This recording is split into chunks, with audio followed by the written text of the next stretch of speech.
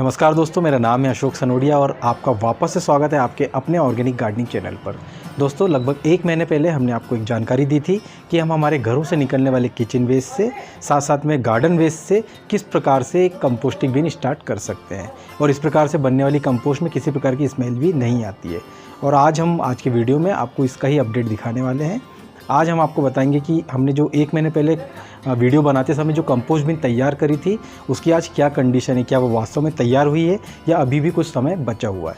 तो आइए अब देखते हैं कि हमने जो किचन वेस्ट और गार्डन वेस्ट को हमारी कंपोस्ट बिन में यूज़ किया था उससे किस प्रकार की कंपोस्ट तैयार हुई है।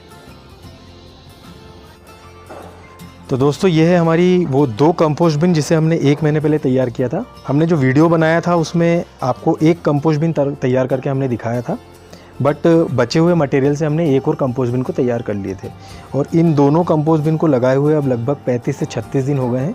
और अब हम आपके सामने इसे खोलकर देखेंगे कि क्या ये कंपोस्ट बिन अच्छे से काम कर रही है और इसमें जो कंपोस्ट तैयार हो रहा है क्या वो पूरी तरीके से बना है या नहीं बना है। तो इसे उठाकर सबसे पहले हम आगे की तरफ रख देते हैं। दोस्तों, ये है हमारी दोनों कंपोस्ट बिन जिसे हमने अब खुले में लेकर आ गए हैं। अब हम आपके सामने इनके कवर निकालेंगे और देखेंगे कि क्या कंडीशन है। पहले इस फर्स्ट वाली को हम खोल लेते हैं।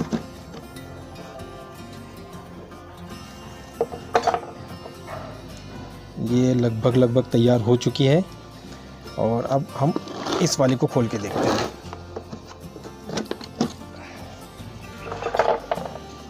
ये भी लगभग तैयार हो चुकी है। तो दोस्तों, जैसा कि आप देख सकते हैं कि दोनों बिन में कंपोस्टिंग बहुत अच्छी तरीके से हुई है।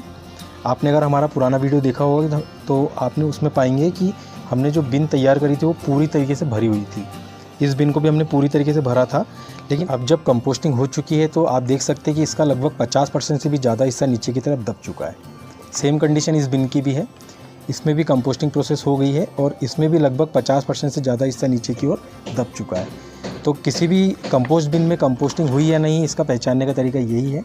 जब भी आप देखें कि आपने जो मटेरियल कंपोस्ट बिन में ऊपर की ओर पूरी तरीके से भरा था वो अपने आप जब नीचे की ओर दबने लग जाए, इसका मतलब यही है कि आपकी कंपोस्टिंग प्रोसेस अच्छे से काम कर रही है।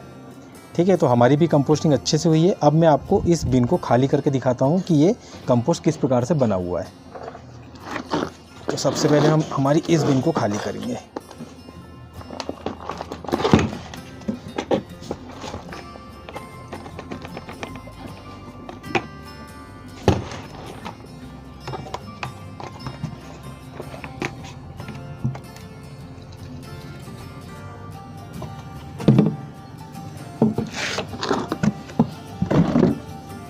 आप देख सकते हैं कि ये जो बिन में कंपोस्टिंग हुई है इसमें जो भी मटेरियल है वो पूरी तरीके से डीकम्पोस्ट हो चुका है और साथ ही साथ इसमें किसी भी प्रकार की स्मेल भी नहीं है।